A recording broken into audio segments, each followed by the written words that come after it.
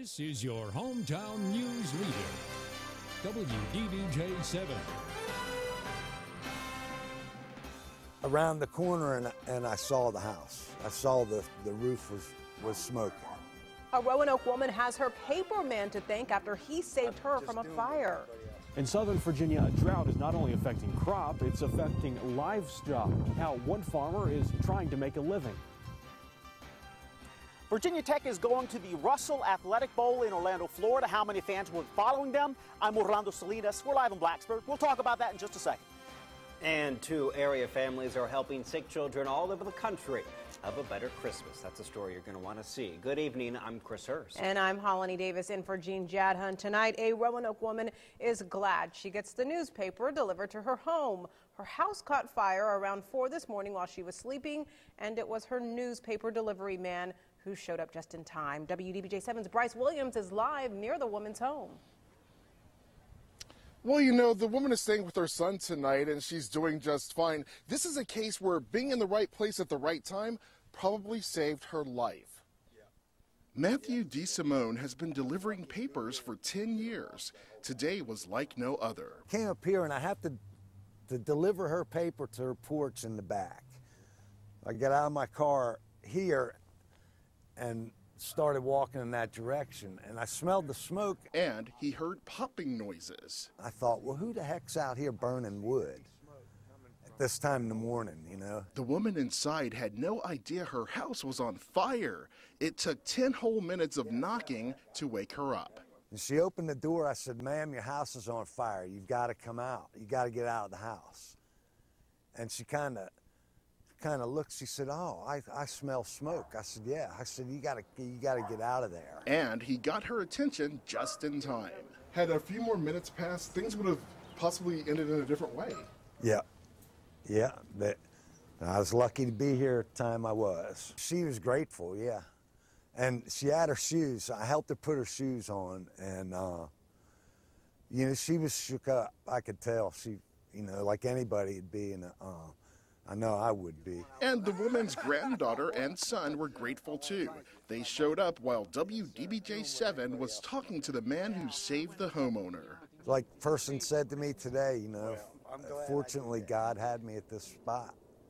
And for once I was where I was supposed to be. As for the homeowner, we're told she has a very sense of humor. In fact, she said she'd be a bit toasty had she stayed inside the home any longer. It's great she was able to remain humorous given the circumstances. We're live in Roanoke. Bryce Williams, WDBJ 7. Glad to see it all worked out safely. The clouds went away. That sets the stage for the clear viewing of the Geminid meteors tonight. Right, Chief Meteorologist Robin Reed? You've got it, Chris. It's actually a perfect setup for us.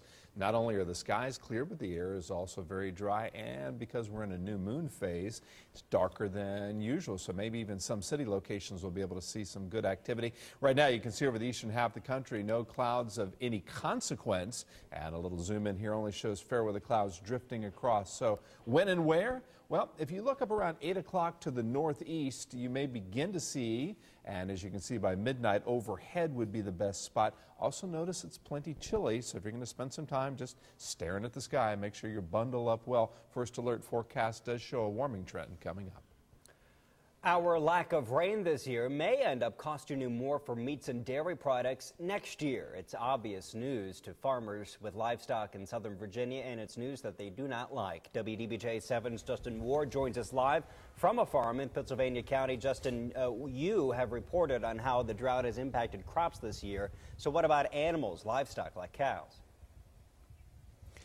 Chris, it's a trickle-down effect. In the summer, farmers rely on this, grass, for grazing, which is supposed to be rich with nutrients. Because of the drought this year, it was dry, as you can see, or just didn't grow. One farmer used up his winter supply already. Buying feed is expensive.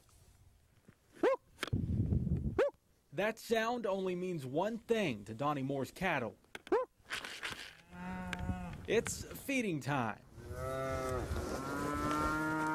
This year he's feeding this corn and supplement mixture to cattle more often. The grass his family has paid hundreds of dollars to keep healthy isn't working. With the normal weather pattern, this grass ought to be lush and growing. But like you said, if you look at it, yellow. It's got a yellow tint to it. It's almost just starving for water because it's not the fertilization is there. It's just no water.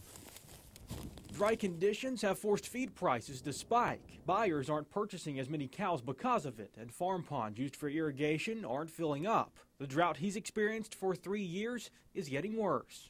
All these cows are doing pretty much is just maintaining. There's no way for them to put on a lot of weight without some extra supplement. The latest measurements from the National Weather Service shows Pittsylvania County is down 16 inches from what normally falls. Roanoke and Lynchburg have lost between 9 and 12 inches, and Blacksburg is down 5. Jamie Stowe, a Virginia Extension agent, says the drought could have long-term effects. It affects conception rates when we're trying to rebreed those animals.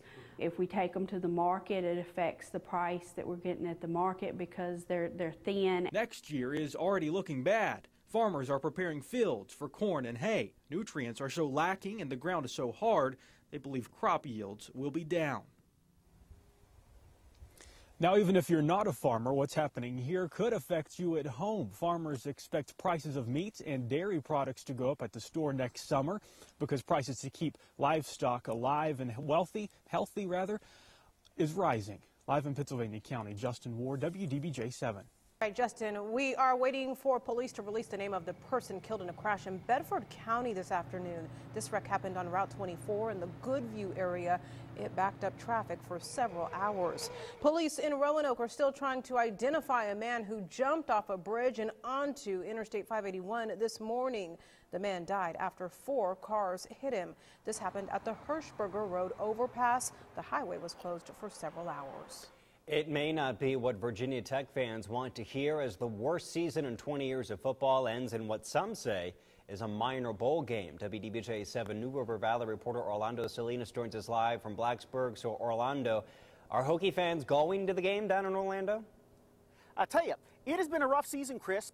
Virginia Tech says right now about 3,000 tickets or so have been sold to the bowl game in Orlando, Florida, set for December 28th. Not too far from now, just a couple of weeks. The Hokies' last-second win in the regular season had fans screaming.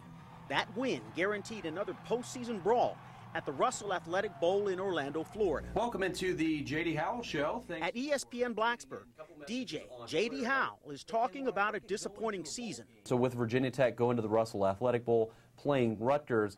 As of Thursday, even though tickets can be bought online for as little as $4, super cheap, fewer than expected fans are buying. There has been just very little positive reaction towards traveling from the Virginia area down to Orlando to go to this game. Tech's been given 13,500 tickets for the Russell Athletic Bowl. It sold less than 3,000. At the Volume 2 University Bookstore, there's a display with bowl game shirts. We didn't see anyone buying, but the store says sales are good. Obviously, the bigger the bowl, the bigger the excitement, but there's still a lot of excitement for this bowl game as well. A student at the store was more direct. Why wouldn't you spend the money? I wouldn't spend the money just because it's not that exciting of a game. Like, it's not that important. I didn't even know the Russell Bowl existed. Oh, she's speaking her piece. Look, a couple of stores in the area say that they sell Virginia Tech merchandise big time. But in this particular case, they are not selling any bowl shirts or any kind of paraphernalia at all. Virginia Tech, for its part, says it still hopes fans will come out and buy some of those remaining 10,000 tickets that Virginia Tech is on the hook for. We're live in Blacksburg. Orlando Salinas, WDBJ 7. So students not that excited about the game, and it's kind of reflected in those ticket prices. Yeah, $4, wow. That's pretty cheap. Okay. They are parents who have been there. We can't change a prognosis, how it's going to end, but we can bring joy to their life. Moms and dads are reaching out to some very sick children, why it's important for them to make Christmas extra special.